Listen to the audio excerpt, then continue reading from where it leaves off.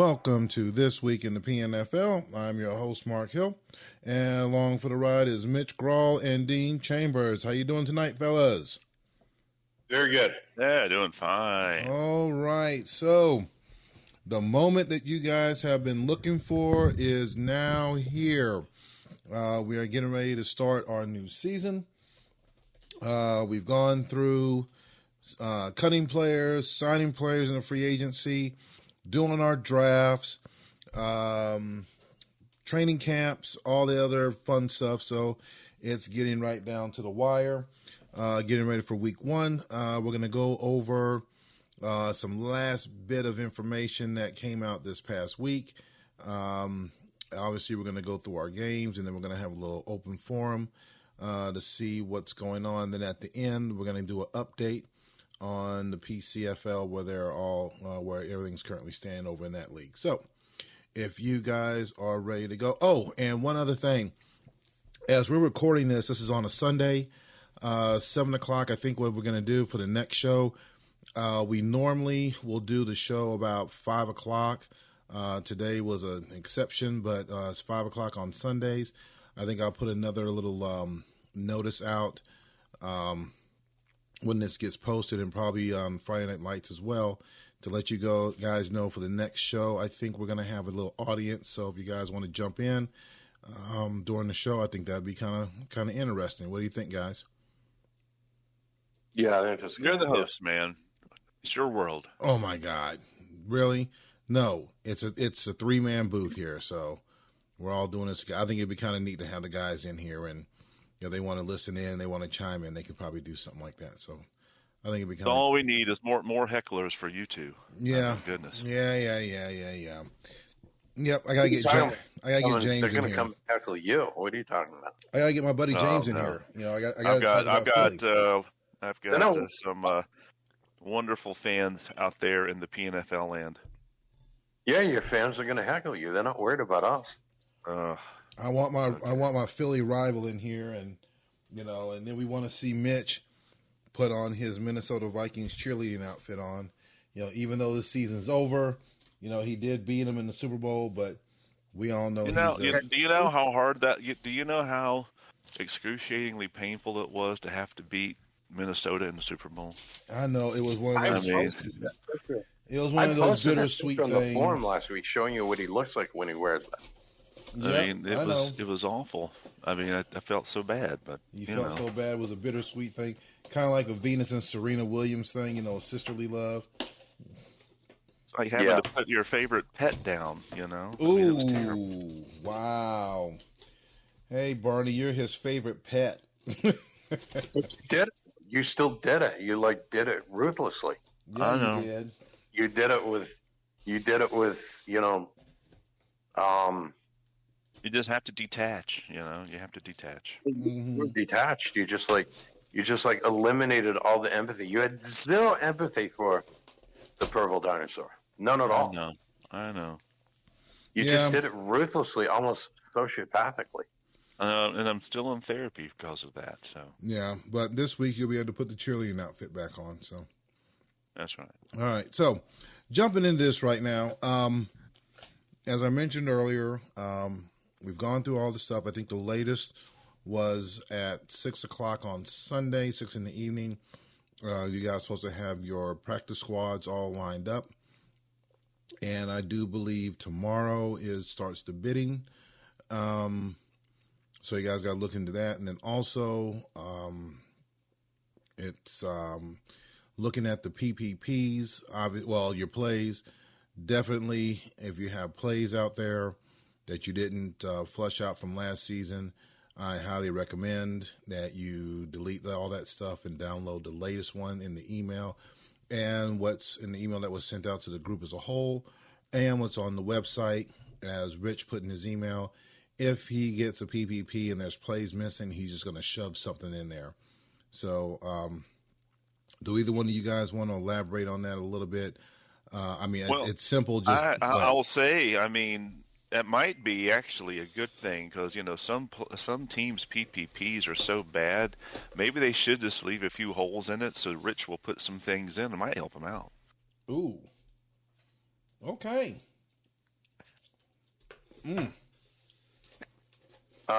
Depends what things are going to be put in there. Exactly. Well, I mean, I would trust Rich. I mean, I would trust Rich, man. He's the 19-time Super Bowl champion, isn't he? SE 23-27 toss. Something like that. Yeah, I mean, jeez. Might as well. That's what I'd be putting in if I was in charge. Mm-hmm. You're not going to be GB 27. In any play that has an SE in front of it would be the first ones off the list to any PPP that was at an empty play. There isn't that many out there, so don't even start. But you were a big fan of those NE plays.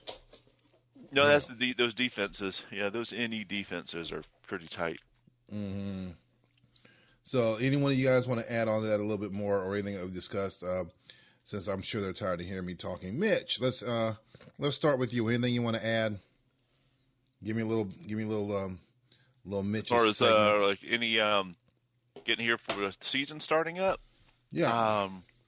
Well, yeah, like you said, the practice squads, they're all posted out on the forum now, so everyone can go and decide if anyone's worth picking off. I think that as teams or the draft pools become more diluted over time, the practice squads, there's not quite as much,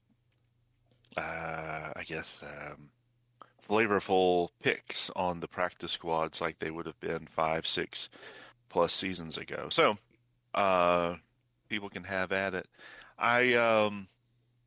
It's interesting to see, that the schedule has changed, a couple of times. So I had to go and even see who I'm playing this week, and looks like I get a rematch with Denver from the wild card playoff game. So that'll be fun to get started with, and I know we'll go through all the games here in a few minutes. I won't do that, but yeah, definitely look and see who you're playing if you have not done that yet. And so now I'll start looking at what to do about Denver. But no, it'll be interesting to see. The off season has been interesting. All kinds of hoopla and posts about rule changes and complaints and this and that and the other and back and forth and like 10-page threads going on, and then at the end of the day, nothing's changed. So just get ready for week one. I guess that's my my takeaway, Mark. All right, Dean, what do you got? Yeah, I think that I don't think we're going to see many bids in practice squad players, because most of the teams that might think about doing that have their own practice squad full of players. And if they bid on a practice squad player, they not only have to release someone from their own team to make room for that. Most of the teams out there carrying 63 players already, they have to spend points to do that. And if I understand it right, they get them for a one season contract, right? So then you have to spend more points to re-sign them again. So I don't know that. Basically, it's like a 0-point contract if you sign them, if there's not a trade involved. Yeah. Right. So I don't know that any of us have put someone in practice squad that's going to be make it worth doing that kind of move. So I don't think we're going to see much of that happening. And it's not like past where the draft has been so deep in talent that people have put good players in practice squad that they might have picked up in the 5th or 6th round or whatever. So I don't think it's going to happen a lot. I just don't see it. I mean, maybe we'll be surprised, but I don't see it happening a lot. Yeah, I agree. I don't think that. I mean, I think there might be a few players that are out there that are a little surprising that people might go and attempt, but overall, I mean, here's the thing: if if there shouldn't be anybody on a practice squad that a team isn't okay with losing. Otherwise, put them on your roster, And so that's why the practice squad stuff doesn't bother me.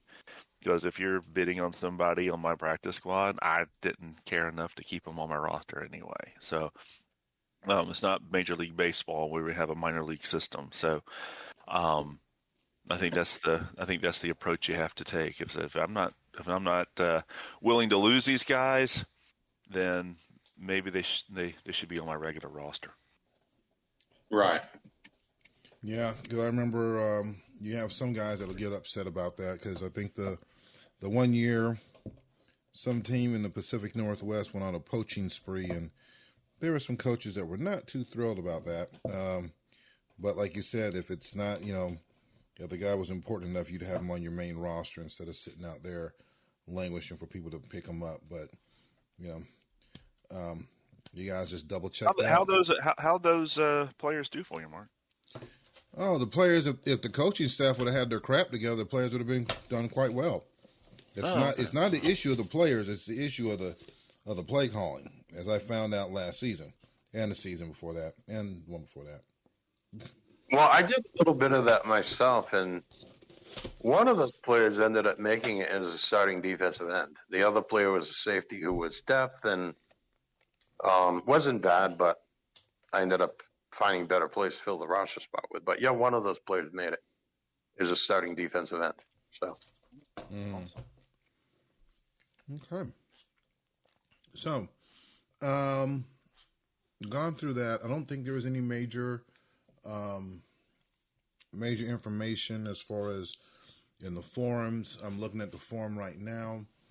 I don't see anything that really stands out that's in anything you guys see out there on the forum at this time as I'm scouring this. Well, Dean, I know that you were intrigued by the recent post from Steve. You wanna talk about that a little bit? well, he just kind of ranked coaches in the league, and the criteria that he used. Let me go back to that. The criteria that he used, and it's the first post under Trash Talk, because we were looking to see if the lines had been posted by Rich's sporting book, and those are not posted yet. So it was ranking coaches, but his main criteria was whether your team has won Super Bowls and who you've won them against. He basically anointed Thomas and Justin and Jerry as the top three coaches in the league because they've won Super Bowls and won a Super Bowl against another coach who were top tier. So apparently, way back in history, apparently even long before I joined the league, Jerry beat Rich in a Super Bowl, so that gets him onto this category. And Justin and Thomas are in this category because they both beat each other and are perceived to be among the best. Excuse me. So the next category, he had mentioned Steve in that category because they won Super Bowls, but the team they beat in the Super Bowl aren't in either of these top two categories. So therefore, they're like the next tier down. And then the next tier below that, he had Barney, Charlie, and me. That's simply the teams that have made it to Super Bowl but did not win the Super Bowl. And then the next tier below that, teams that have made the playoffs and won a playoff game but haven't gone to the Super Bowl, and that is Pittsburgh, Philadelphia, and Jacksonville. And then the category below that are teams that have made it to the playoffs but haven't won a playoff game, and that's the Raiders, the Giants, Denver, New England, and Indianapolis. Then down at the bottom, the last category, teams that have not made the playoffs at all in the form of their current team and their current coach, that's Seattle and Green Bay. So it's not necessarily a ranking of who is more effective at winning games, playoff games, or regular games, or who is perceived to be the better coaches and GMs of their teams. People, and a lot of that would get subjective. I mean, I'm sure if all of us did our own ranking of all teams and coaches, numbers 1 through 18, our lists are going to look different. Although you're probably going to see a lot of the same names in the top 5 and probably a lot of the same names in the bottom 5. And some of us who are being honest about it would probably put ourselves near to that bottom 5. But I guess it's just interesting for discussion and thought, and I'm sure that's what. And for those of you that are going to criticize Steve for posting rules changes proposals, well, maybe you prefer to enjoy reading something like this, especially the people that respond to every single rule. Oh, no changes, no changes. We can't change the rules. We don't want to change anything. Well, so maybe this is more desirable topic of discussion than talking about changing rules. What do you all think? Well, I think my take on it is it's a nice little metric that you can have out there. But for each season, everything changes, as you guys know. I think the rules are probably a little bit more interesting. I know the coaches probably don't like talking about it, but also by discussing the rules, you kind of discuss a little bit more about the game, where the game is going, addressing any issues anyone may have, or concerns or problems, to make the game better. So this is a nice little side twist to it, but rule changes I think would be a little bit more appealing to me because it affects the league as a whole. Mitch?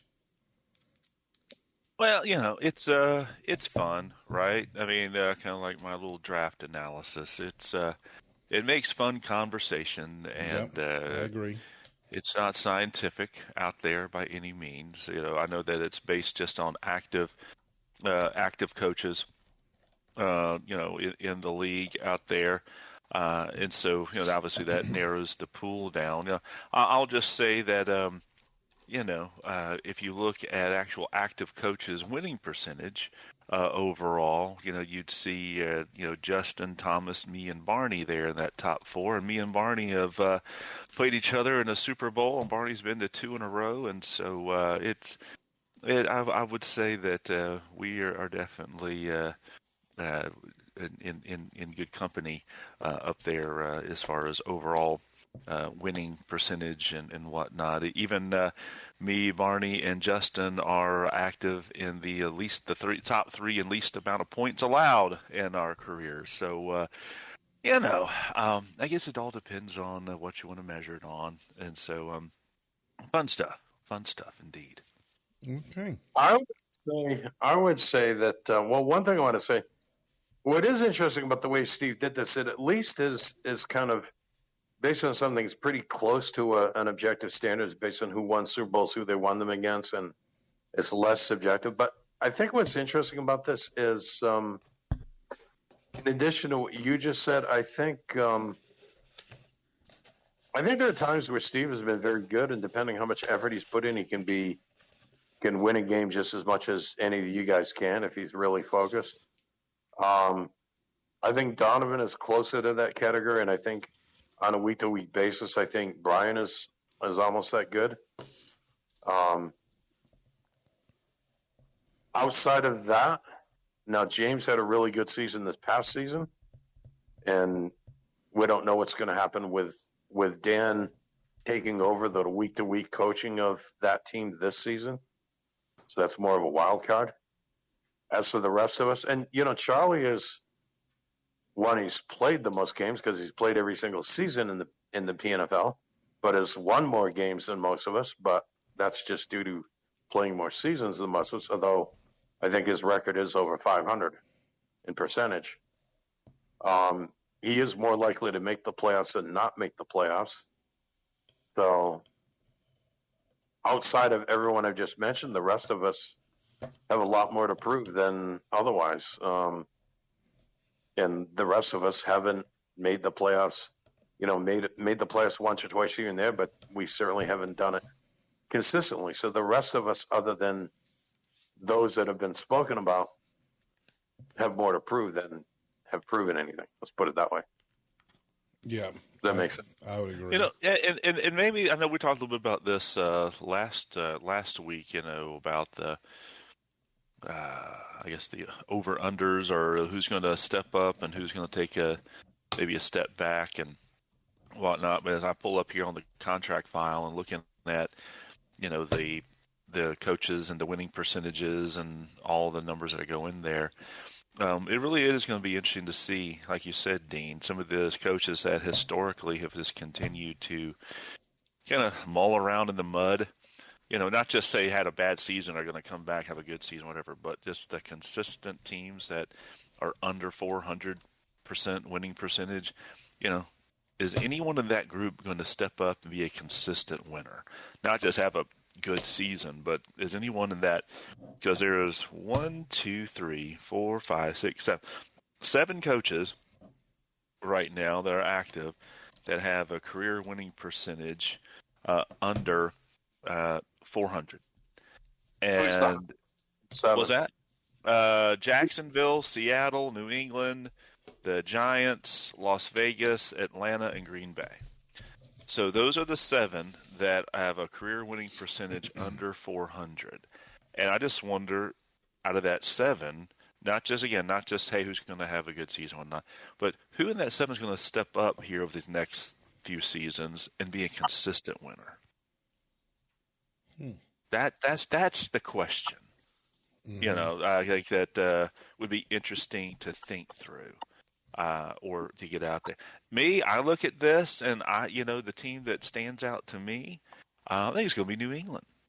I think New England has a chance to step up and be a consistent winner if Mox can just get a little bit of defense going. But that stands out to me. But who knows? I mean, you got to prove it, right? And historically, his winning percentage is .352. So, Moving over there though. Now we play Steve every 2 seasons rather than playing Matt 2 times per season. So did that get tougher? Maybe. I don't know. And he still plays the Jets twice a season. Yes, he does. Yep. So you may be right, but it might be tougher for him to do that because now he has Steve in that division rather than Matt. Does it get tougher for Matt now that he moved to the AFC West and he's playing you and Brian and Donovan twice a season? Here's the thing that stands out for those 7 teams.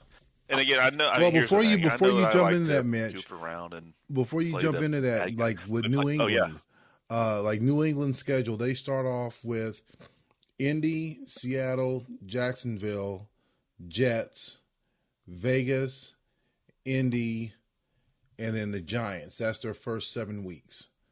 And then they ended up with New York with the Jets again, Atlanta, Buffalo, Steve, who moved from LA to Buffalo, Denver, Chicago, Washington, Pittsburgh, and Houston. So they there's some in there you could probably that some people would probably say, yeah, they can take those. They can win some of those, and then there's some tough ones out there for them. And then the other one is the Raiders. I mean, remember a couple of seasons ago, the Raiders went from what were they, like 2-5 and went 10-6 or 9-7, whatever it was, made the playoffs 8-8. They went 8-8. But I think they won like, what was it, 6 out of their last 8 or 6 out of the last 7 games to get there? Yeah, something like that. And last season, the Raiders were like contesting for the Sacco Bowl. So which Raiders team do we see this season? Do we see the team that eked out that 8-8 record by having a strong second half, or do we see the team and that will make a big difference to everyone else in your division as well as the AFC, whether we're going to see. Well, this is why I say who's going to step up and be a consistent winner, right? Because every team in this kind of bottom 7, if you will, every team in here except for Seattle and Green Bay, you already talked about from Steve's post, has made the playoffs at least once. A couple of folks have made it. A couple of teams have made it 2 or 3 times. I think Dean, maybe you've made it 3 times. And then Jacksonville's made it twice. But the thing is who's going to step up and be that consistent and not just be 8-8, or like Mox made the playoffs, but he's I think twice and 7-9 both times, or he made it once. Sorry, he made it once, but 7-9. So who's going to be able to be a consistent winner? And the thing I was going to say a second ago was that I'm not trying to be a jerk here, even though I tried to play that role here on the show to give it some spice. But when I look at the bottom 7, the thing that does just stand out, and I know I said if Mox can get some defense going, he'd be in good shape. The bottom 7 here, and I guess it would make sense, but other than Las Vegas, you got Green Bay, Atlanta, the Giants, New England. So about half.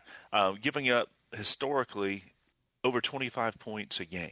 In Atlanta's case, Atlanta actually has the worst career points against at over 26 points a game. Seattle, you're at 22.26, which actually is the best out of the bottom seven. Mark, you have the best defense. Here we go again. You can't score. You only scored 18 points a game. You have the worst scoring offense. So. Let me ask you the instance of your question. For one of these bottom seven, if you want to call them that, to step up and consistently be a playoff contender, will require someone who has consistently made the playoffs regularly is going to fall, is going to not be so consistent. I mean, there's 8 playoff berths every season. It's a zero-sum game. So if you're looking for someone to step up and be more consistently a playoff team, someone else who has been more consistently a playoff team is going to have to drop out of that. And do you see anyone in the top 7 who has a chance of dropping out of that? Well, if you look at what the top 7, that would be Justin Thomas, me, Barney, Charlie, Jerry, Brian. Even though, it's only a few seasons, he actually has the 7th highest winning percentage, and you got Donovan and Steve right behind that. Look at this, and, Charlie has been somewhat prone to long stretches of playoff droughts, even though, he does have, 31 playoff appearances. I know he went a stretch there, I think 4, 5, 6 seasons without making the playoffs.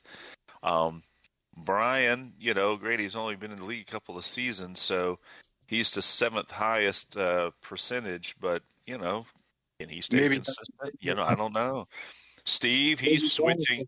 I mean, Steve would be number 9, but Steve's less than 500 career winner, even though he has made the playoffs, I think 10 times out there. So, I mean, there's some, Maybe Brian hasn't been in the PNFL long enough to be considered consistent, although he's been very competitive the time he has. And it's interesting you mentioned Charlie, because if I remember right, the last time I made the playoffs, he did not make the playoffs, and I think I finished like a game ahead of him to get into that playoff spot, or maybe it was 2 games. Mm-hmm. So, well, and then you think, Philadelphia, you don't know what's going to happen with them, but Dan in his tenure made the playoffs, I think 8 times. James has made it 7. Granted, James has been in the league a lot longer, so that percentage of seasons in the playoffs is not very high. But, I mean, so are there teams in the upper half that, maybe aren't the, big 4, big 5, big 6 that, a team that's in the bottom 7 could kind of pick off and not allow to now suddenly put those folks in the kind of that bottom 7 over the next several seasons? Yeah, I think so. But obviously it's going to mean that those teams that have been consistent underperformers are going to have to step up and knock off some of these teams, and they just have not been able to do that. So how likely are the top 5 to make the playoffs this coming season, for example? Well, the top 5 would be Justin, Thomas, me, Barney, Charlie, as far as winning percentage.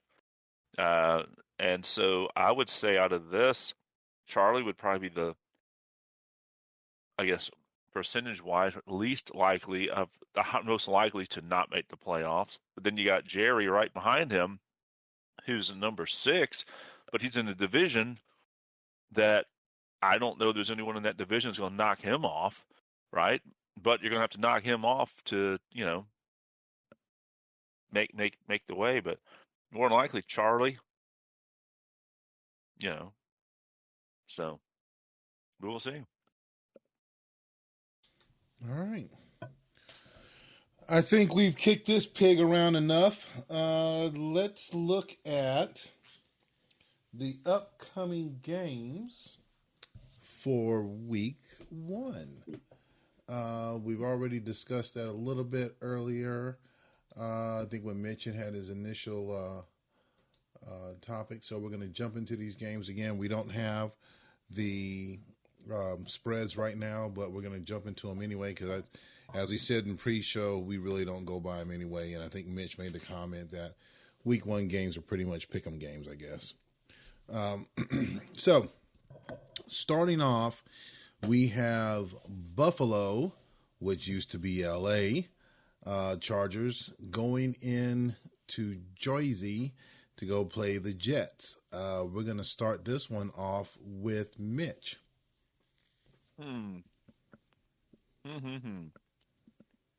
Well, since it is a pick'em, I'm going to go with the Jets. All right. Dean. I think this game is going to be interesting, and it's going to really show whether there's any chance of a changing of the guard in the AFC West. I mean, we don't know whether the Jets are going to be making, quote-unquote, full effort here or are going to be mailing in. And we don't know if, the Jets are going to send in 19 sets of PPPs before the season and say, go ahead and use this stuff, or if the Jets are going to do a more traditional week-to-week game planning and scouting of the other team and doing all that. And I'm going to pick an upset and say Buffalo is going to win a close one. All right. Jets. I'm taking the Jets on this one. No ifs, ands, or buts. Going with the Jets. Next one up. No this week. Do I now? You didn't say no bottle to drink out of this week because you didn't say those infamous words. Nope, I don't have the bottle here with me right now, so I can't say those words. Not yet. Next game up, we have New England, as we discussed earlier, going into Indy to take on the Colts. Dean. Yeah, I think this might be a little bit of change here. I think, both of these teams have been up and down, but I just have a feeling that New England will get off to a winning start by winning this game on the road. All right. Mitch. Well, now that I've said, Mox is going to be the one that's going to step up, I have no choice but to pick him now. So I'm going to go with Mox. All right. I'm gonna go. Plus, he's got the best uniforms in the league. Yeah. Best uniforms in the league. You're picking your winners by the uniforms. Okay, that's a new one. I'm gonna go with Indy. I don't know if it's gonna be an upset, but I'm gonna pick Indy and see what they're gonna do, how they're gonna start their season off with. Good test right here. So. Next one up, we have Denver taking on the PNFL champion Houston Oilers. We're going to start with Dean. Well, those very happy Houston Oilers have a 12-game winning streak going. And I think have some more confidence on their side. I think Denver, I'm going to guess that Brian is kind of re-examining last season and what he's doing and may not be as confident. I think, and home field advantage still counts for something, so I think Houston wins this game. All right. Coach, what you got this week? It'll be interesting to see how things turn out. Denver is tough. We split regular season last year. And then obviously I was able to win the playoff game. Of course, I'm going to pick myself to win the game, but hopefully I don't have to start, scrambling in week 7 again like I did last year. So we'll go with Houston. All right. I'm going to go with Houston as well. I'll go down there, and he's not going to be at Reliant Stadium. You're playing your games at the Astrodome, right? That's where you're going to hang your banner up at? That's right. I'm going with the Oilers. Next one up, we have Pittsburgh going into Vegas to take on the Raiders. Mitch. Oh, boy. Man, oh, man. I got to go with Pittsburgh. Man. They're tough. They had a great draft, too. All right. Dean. Yeah, I think the question mark here is we don't know which Raiders team is going to show up at their on their home field in this game. So I'd say it's reasonable to pick Pittsburgh to win unless the Raiders really show us something. But at this point, I'll pick Pittsburgh. All right. I'm going to go with Pittsburgh on this one as well. Next one up, we have Jacksonville going to the Pacific Northwest to take on the Seahawks. Dean. Yeah, I think both of these teams are have been up and down, but home field advantage counts, and I just have a feeling Seattle will put a little more effort in this, and home team is going to win. All right, Mitch. Yeah, if Seattle can just score 22 points a game, they'll be a 9-7 team. So I think Seattle's going to figure that out, and I'll take Seattle.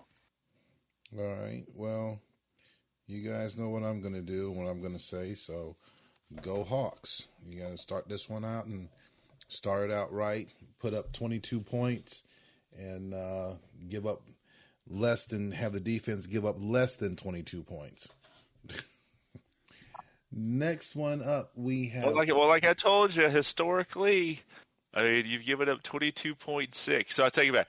If you can score 22.5 points in this game, if you can just get yourself to 22.5 points a game, you'll go 9-7. There we go.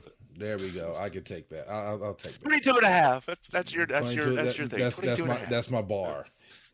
That's right. Next one up, we have Philadelphia taking on the Washington Redskins. Mitch.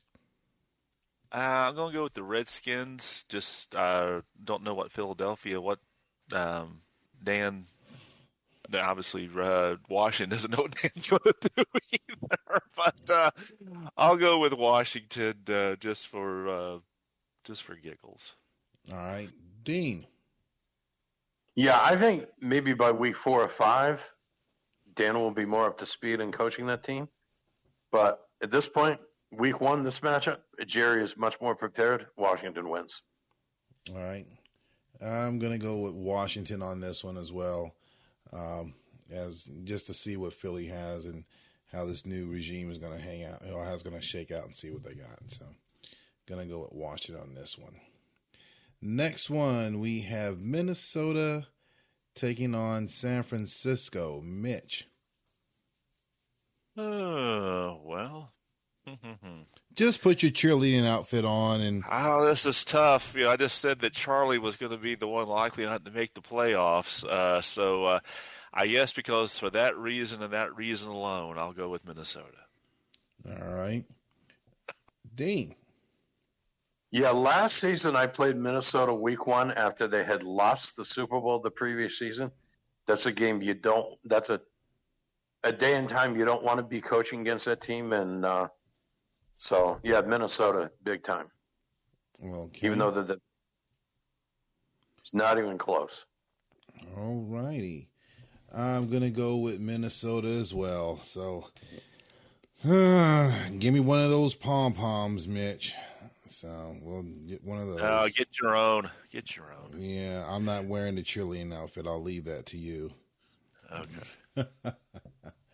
Next one up, we have Chicago going down to Atlanta to take on the Falcons. Mitch, you're up again. Yeah, well, I'd said a little earlier when I was going through some of those stats that, the Atlanta defense has historically given up the most points of any team in the league of our active coaches. Well, they're going against the coach that has historically the highest points scored per game at 27.5. So I'm going to take Chicago. I think they're going to be able to keep that scoring prowess moving. Okay. Dean. So you make it sound like statistically we don't even have to play the game. We already know it's going to happen. Well, if based about just on numbers. Yeah, well, we're like you used to say, we're going to be just honored to take the field with them, even though it's a home field. But we'll just be. I think just emailed me said he's just going to roll us helmets on the field and take the win. Okay. Sorry, Dean. I got to start with Chicago until you show me something different. Chicago can be beat. I know that. So I just got to see if you're going to start this off on the right foot and make a statement by taking out one of the big boys on the block. So Chicago can't be beat, though historically they have the highest winning percentage of all active coaches. Yeah. Well, Pittsburgh can be beat too, but I said the same thing about the Raiders, so it's fair. Yeah. Mm-hmm. Yep. Okay, so last game up, we have Green Bay taking on the New York Giants. Dean. Well, which one do you think is going to sim more games? And I don't know the answer to that question. But I thought you were saying which one's going to show up. But no. Who's going to create more plays? That should be it. If we went by the number of plays created, should be how we score this game. Yes. Yes. Either way, I think the Green Bay is going to do some things and win on the road. Oh, gotta take a drink. That's a drinkable offense these days? You gonna do some things. Yep, you gotta add that. That's gonna be new for this season. Mitch, what do you got? Oh, this actually, I'm looking forward to see that. I hope I'm back from Hogan's Hideout to be able to see this on Friday Night Lights. This is a tough one. The Giants, they give up 25.5 points a game, and so do Green Bay. The difference between the two is that the Giants do usually find a way to score at least 21 points, and the Packers barely find a way to score any points. So I will go with the Giants. All right. Dean. Yeah, Green Bay is going to surprise some people. Okay. I'm going to pick the Giants. I'm going to pick the Giants for the simple fact that I think Sean's going to start it out.